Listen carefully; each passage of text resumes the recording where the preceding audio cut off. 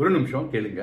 உங்கள் உடல் ஆரோக்கியத்திற்காகவும் நீண்ட ஆயுளுக்காகவும் வேதங்கள்ல என்ன சொல்றாங்க, என்னென்ன சாந்தி நீங்க வீட்டில் செஞ்சுக்கணும்னு சொல்றாங்க அப்படின்னு பார்க்குறப்ப 55 வயசுக்கு மேலே தாண்டினாலே ஒன்றா நீங்கள் செய்ய ஆரம்பிக்கணும். அது என்னங்கிறத சின்ன விளக்கம் தரேன். உங்களால் முடிஞ்சதை நீங்கள் செய்யுங்க. இது பண்டிதர்களை வச்சு செஞ்சீங்கன்னா ரொம்ப விசேஷம். இது 55 வயசில் வந்து பீம சாந்திங்கிறத நீங்கள் பண்ணிக்கோங்க. 60வது வயசில் வந்து உக்ர சாந்தி நீங்கள் பண்ணிக்கோங்க. 61வது வயசில் உங்கள் எல்லாருக்கும் தெரியும் சஷ்டி அப்த பூர்த்திங்கிறத நீங்கள் செய்வீங்க. 70ல் வந்து பீமரத்த சாந்தின்னு சொல்கிறாங்க, அதை நீங்கள் செஞ்சுக்கோங்க. 78வது வயசில் விஜய சாந்தி, 80வது வயசில் பௌத்திர சாந்தி, அதாவது பிரபௌத்திர சாந்தின்னு சொல்கிறாங்க, அதை நீங்கள் பண்ணிக்க. 81ல் சதாபிஷேகம் உங்கள் எல்லாருக்குமே தெரியும்.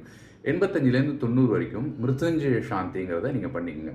100 வயசு வரைக்கும் நீங்கள் இருந்தீங்கன்னா பூர்ண அபிஷேகம் சொல்லுவாங்க, அதை நீங்கள் செஞ்சீங்க. இது எல்லாத்தையும் வேதத்தில் ரொம்ப கிளியராக சொல்லியிருக்காங்க. பண்டிதர்களை வச்சு செஞ்சீங்கன்னா ரொம்ப விசேஷம். இதில் உடல் ஆரோக்கியத்திற்கும் எல்லாத்துக்குமே உங்களுக்கு சௌரியமாக இருக்கும். எதெல்லாம் முடியலன்னா கூட இந்த 2 சஷ்டி அப்த பூர்த்தியையும் பீமரத்த சாந்தியும் நீங்கள் பண்ணிங்க. Thank you so much. பாய்.